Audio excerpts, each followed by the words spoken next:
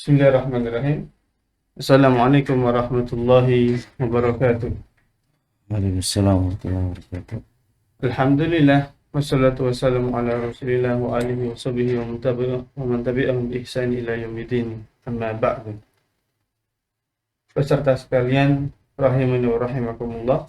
Alhamdulillah di hadapan kita telah hadir yaitu beliau Al-Ustaz Khaliful Hadi Hafizahullahu taala.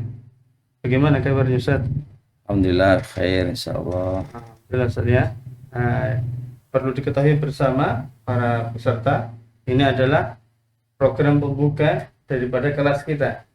Itu kelas belajar kaidah-kaidah fikih yang akan nanti dibawakan oleh beliau. Materi-materi yang ada dijelaskan oleh beliau Al-Ustaz Khaliful Hadi Hafizahullah taala. Di sini Ustaz, kita akan sedikit bincang-bincang tentang apa toh sebetulnya kaidah fikih, bagaimana toh nanti seluk-beluknya kaidah fikih. Kita rangkum dalam beberapa pertanyaan. Nah, di sini kita sudah menyiapkan ada pertanyaan-pertanyaan yang akan nanti menjelaskan secara umum bagaimana toh apa yang kita pelajari dari kaidah-kaidah fikih.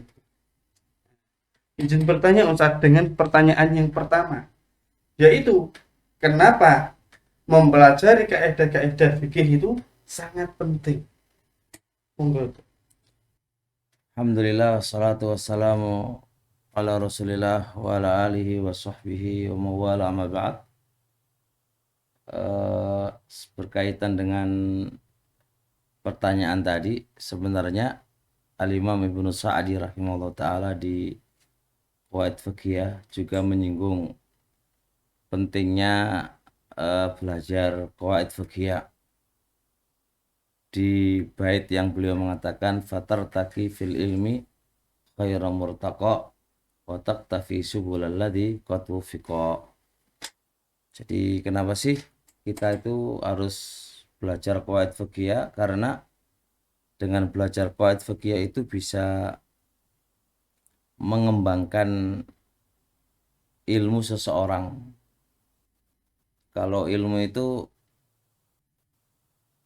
hanya mangsusotok meono nasim, hanya ada nasnya tok, ya itu kesulitan karena masail-masail yang mutajadidah, yang ada pembaruan yang baru itu banyak banget.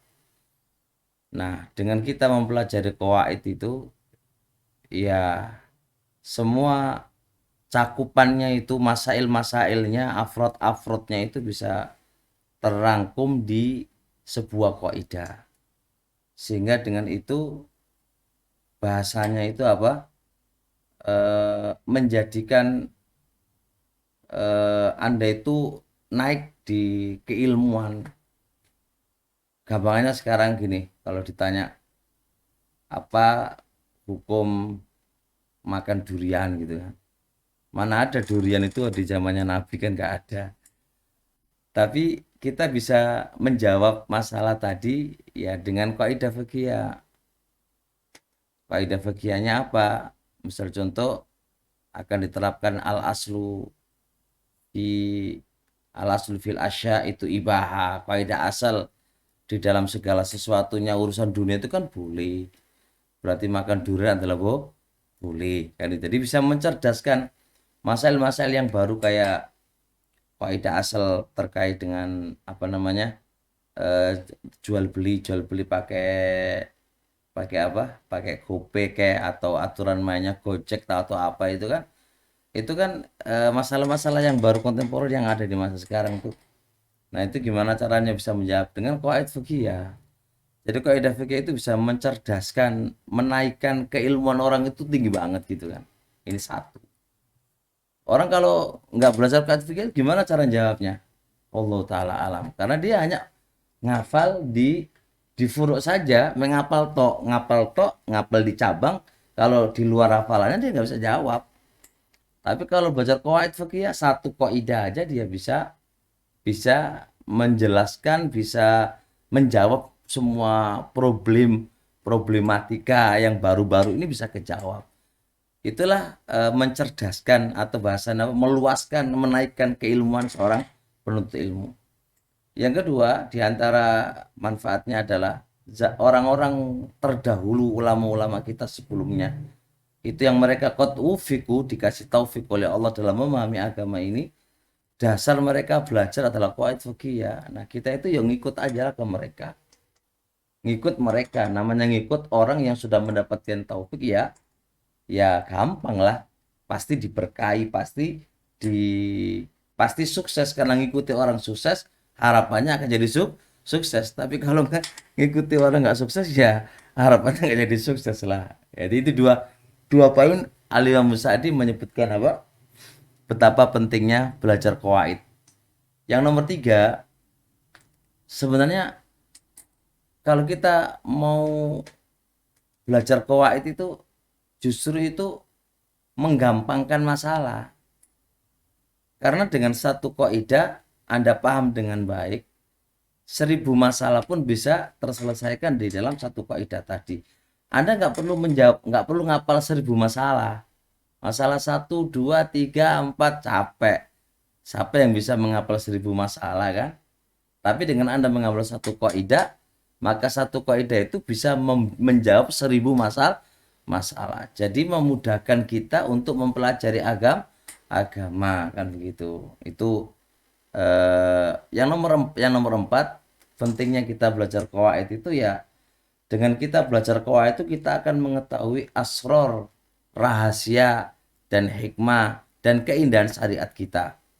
Oh, ternyata Masya Allah rahasianya di sini, hikmahnya itu begini.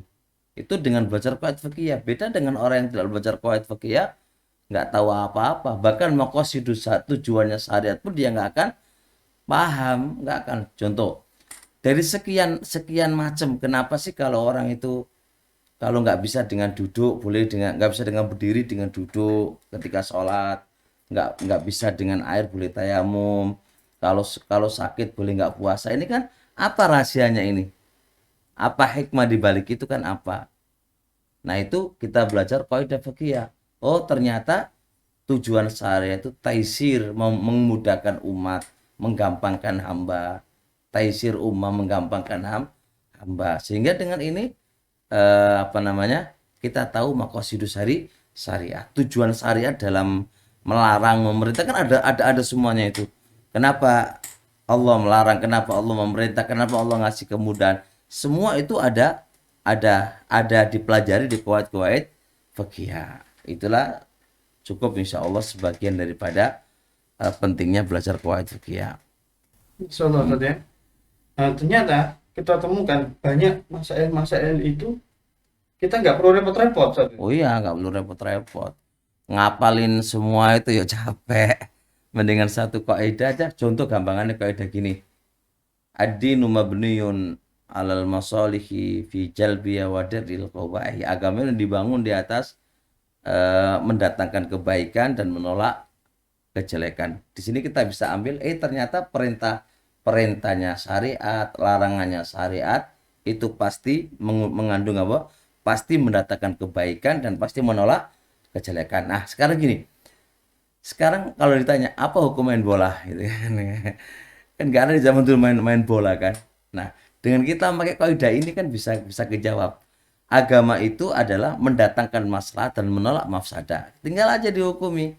Kira-kira main bola itu bisa mendatangkan maslahat atau mendatangkan mudarat. Kalau itu mendatangkan mudarat, berarti Islam menafikan, berarti dilarang kan. Kalau itu mendatangkan maslahat, berarti apa? Diperbolehkan kan. Nah, tinggal lagi ketika tabrakan antara maslahat dan mafsadahnya itu berapa, yaitu kita kaji lagi di kaidah-kaidah fikih. Masya Allah. Jadi kayak gitu.